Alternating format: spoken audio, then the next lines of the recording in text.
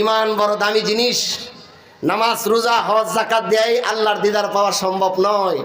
ইমানের যশ আল্লাহ রাসূল সাল্লাল্লাহু আলাইহি ওয়াসাল্লামের উপর আল্লাহ কোরআনে এতগুলো জিহাদের আয়াত নাজিল করলেন কেন?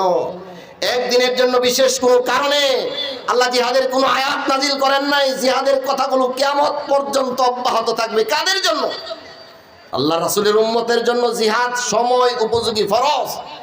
কাফেরদের বিরুদ্ধে সহস্র অস্ত্র নিয়ে রণাঙ্গনে কুবাকুবি শুধু এক ধরনের জিহাদ নয়।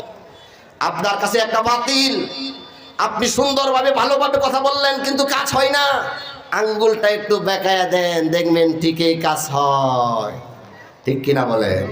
তাহলে আপনি শুধু খালি হকের কথাগুলো বলতে যান না, ভয় পান। আল্লাহ আপনাকে এত জবান দান করলেন, এত সুন্দর কান দান করলেন, এত সুন্দর বিবেক দিলেন, হার্ট দিলেন, হৃৎপিণ্ড দিলেন, লিভার দিলেন, এত দামি দামি পার্টসগুলো দিলেন, এর হকগুলো আদায় করার জন্য